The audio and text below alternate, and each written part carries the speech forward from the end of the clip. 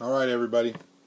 Welcome. This is Sunday, but I'm doing Friday's Ask Me Stuff because I missed it on Friday because I had a computer problem that some of you might have heard about. I tried to clean my screen with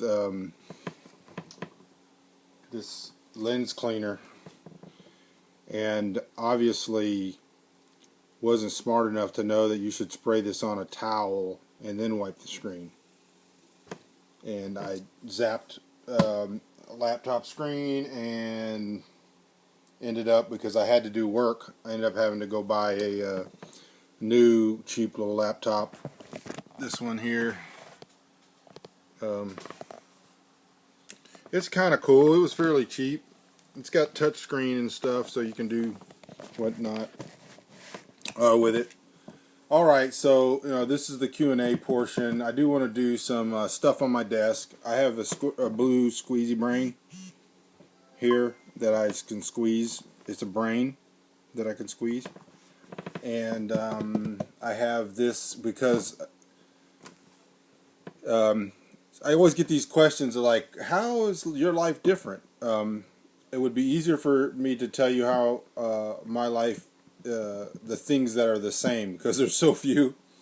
But like right now, in my office, it is 98 degrees. I'm in Central Texas, and we don't have air conditioning. I have this fan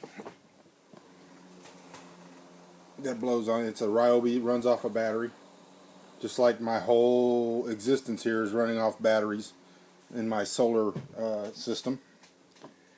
So it's 98 degrees. So on my desk right now, I have, this is my icy drink, Shiner Ruby Redbird.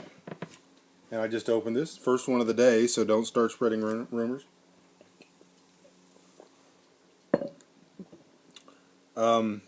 That's very tasty and cool. I have this on my desk. You might think this is a little teeny saxophone. I played saxophone, by the way, a long time ago. And but this is not a saxophone. This is a pipe. And it's called a church warden pipe. And it's very, very cool. One of my part of my pipe collection. This is my attempt to get you to send me cool pipes. So I have that on my desk. And I don't know if I showed this last time. I have a clam. It's a mussel or something. I have that. Did I show that last time? I have a clam on my desk. And that's probably it for stuff on my desk right now. So I'm going to get to the questions. And as I said before, you can email me your questions at mbunker@michaelbunker.com anytime you want, and I put them in a little file, and then I just go through them when I do one of these segments. And they can be about anything. That doesn't mean I'm going to answer every question, but I'll try my best. First question. Waiting for my internet. All right, Michael, the Friday Ask Me stuff is great. Very good idea. I'm enjoying your books, including Off-Grid Living. My wife and I have been listening to many of your sermons, and our eyes are being opened. I noticed there doesn't seem to be any new sermons, and I'm curious if you are still preaching, and if so, are you publishing your sermons anywhere? Yes, I'm still preaching. I preach on Saturday night. I call it teaching. I suppose it could be preaching, but right now we are, I don't have it within reach. We're in about a 2 or 3 year study through John Owens, who is a Puritan preacher's Glory of Christ, and I preach on Saturday night, and we record them, and I don't know if those are being put up now, but eventually, Lord willing, we'll work it out. Mr. Sifford kind of handles all the recordings, but we're getting close to the end of the first book of the 18 or 14 volume set of John Owens, and we just go through it, and I read and do explanation. So that's what I'm doing right now. How do you? Second question: how do you have time to get everything done on the farm and still find time to write so many books? I know how much hard work goes into even a small homestead, and being largely self-sufficient there must be a ton of work for you to do around the farm. I just can't see how you manage to get it all done and still write. Even when I wasn't writing fiction, when I was just teaching, preaching, and writing nonfiction books, at that time my children were younger, and so I was doing a whole lot of work. It was a lot of work, and we had some help from time to time, but now my children are older. My oldest is 21, and I've got a 15-year-old son and a daughter that's 16, and another daughter that's 10, about to turn 11. So they can do, and my wife, of course, and they do a lot of work. They pretty much do all of it. I give guidance and I help when necessary, but they allow me to do this. And when we have big projects, like if we put in a field of wheat and it has to be harvested, of course I don't work here in the office that day. I work up there. Of late, when I went in 2013, when I did a lot of my big fiction production, that was our Sabbath year, so we didn't plant anything all year. So I was able to do a lot of writing. And then this year we've basically just been doing pretty heavy garden. And the animals, of course, we have a lot of animals that need to be taken care of. But my children are very adept at taking care of it all. All right, thank you for your question. Appreciate it. If any of these questions spark other questions, just send them to me. Next question, this one also a little bit about religion. Is being plain considered a religion? If so, what is the difference other than the way you live between plain and Christians? Do you study the Bible? If so, what version? Plain is not really a religion. Amish, and many people believe Amish to be a denomination. They're Christians. I use that term very, very guardedly. We are Christians, but that is not to say that I believe that everybody who utilizes that term fits the qualifications. But we do consider ourselves Christians.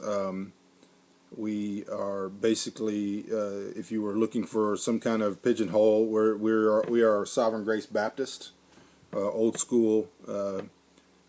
Some people would call Reformed Baptist, although we're not part of the Reformed chain of denomination.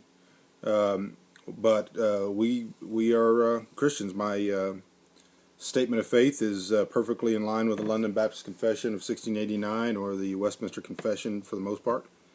So yes, we do study the Bible. We use either the King James Version or any earlier versions such as the Geneva, and I've got a very large collection of Bibles, but I generally preach and teach from the King James.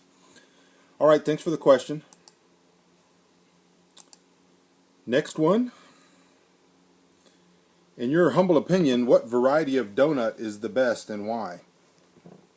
This is a very serious question and should not be taken lightly. And, I do want to bring some humility to this august question because I don't want to unduly prejudice people's opinions concerning their choice of donut. I think all donuts have qualities that are valuable. In my opinion, the prince or the king of donuts is the blueberry cake donut. And although there's much to be said for a cream-filled chocolate-covered donut, it has many positive attributes. I would definitely not turn away a bear claw. Bear claw is certainly a valuable member of the donut family, although it's lacking the hole. And I have a whole theory about how the hole is actually theft, and they steal the donut holes and they sell them to other people. But that's not what your question was. And so I would definitely include a bear claw. And I like those donuts that are glazed, and then they have like sprinkles. I mean, kind of a low rent donut, kind of a little whorish, slutty donut. But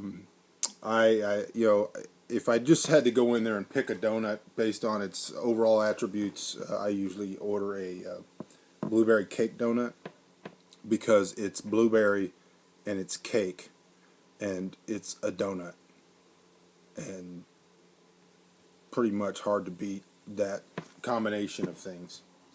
But I hope that I've answered your question. And I don't want to slander or obscure the qualities of any other donuts that are not mentioned. All right. What is the process of writing a book with another author like? I can't imagine how the work is split up. It's not the same with every author. I wrote Wick, which is a very long book, 220,000 words, with Chris Awalt. And in that one, I was doing most of the outlining of the story, of the individual chapters, and then on most of the chapters, I would write the outline of the chapter, write the first draft. I would send it to Chris. He would add, take away, edit, and then he would send it back to me, and I would do the same. And after 2 or 3 passes, I had final say on what was actually the final version that went into the book. And on a couple of occasions, several of the chapters, he actually wrote the chapter because they centered more on characters that he had created. And so I had him write those chapters, and then we followed the same process, and then I had the last say as to what went into the book. With the book that I'm writing with Nick Cole, or the series with Nick Cole, it's called Digger. Most of you don't even know about it, but it was more along the lines of I'm writing the main story, and so I would send him a chapter, which is the main story, and then Nick would write vignettes that would go within the story, and then we would do the back and forth editing. He would edit the whole thing, and then I would edit the whole thing, and we worked together very, very well, very harmoniously. And I look forward to being able to finish the first episode of Digger at some point and getting it out to you.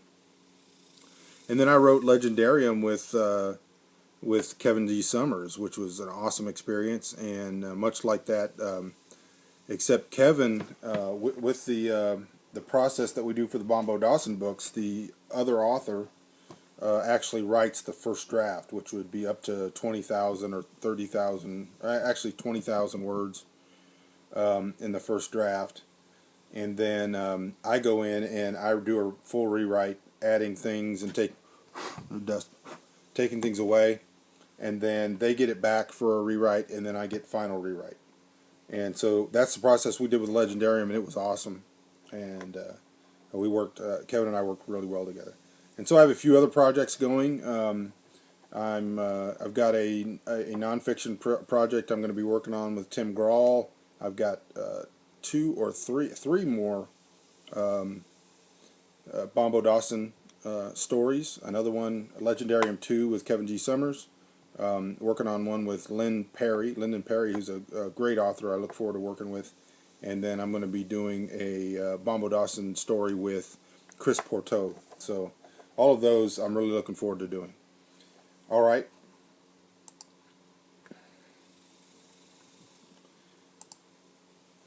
Michael, what is the worst thing about having to wear Amish dress all the time? Amish clothing. I don't look at it from a negative at all, but I will answer your question. First, the positives. I love suspenders for a lot of reasons, mainly the health reasons, because many, probably 50, 60, 70% of men's health problems are caused by wearing a belt. And I don't have any statistics because I'm not a math scientist, but I'm pretty convinced that it's been very beneficial to my health to wear suspenders. And they're comfortable, and I can wear looser fitting clothing. I like wearing Amish dress. I like the fact that it's a non-competitive thing. It's plain, and so I don't feel like I have to compete with my neighbors or that I have to have the newest thing. A lot of our clothes, not all of them, but a lot of them are made right here in the community, and so the frugal nature of it is really good. And I like that, you know, when I'm at work, I actually feel like I'm at work. You know, I'm not Hugh Howey in a lot of ways. I mean, I don't walk around in the little boy knickers, you know, the short pants that go down to your knees. I don't wear the sweaty pants or the crocodile shoes. Walking around, ripping my shirt off, cleaning the windows. You know, that's fine for Hugh, but I prefer this, and I think for me, you know, for my life, this is probably a lot more comfortable. Because not that I don't like wearing sweaty pants. I don't wear Crocs for any reason at all. In fact, if you ever do see me in Crocs, it's because I've been kidnapped or in some way being terrorized, and it's a message that you need to go get the FBI or something. But oh, and you know, you might notice that my mustache is coming back in. Won't be long, a couple more days, and you'll forget that it was gone. All right, I got to go. This is a shorter one. It's only about 16, 17 minutes, so maybe Kevin G. Summers will be happy that I'm not droning on and on and on. I'll talk to y'all soon. Bye-bye.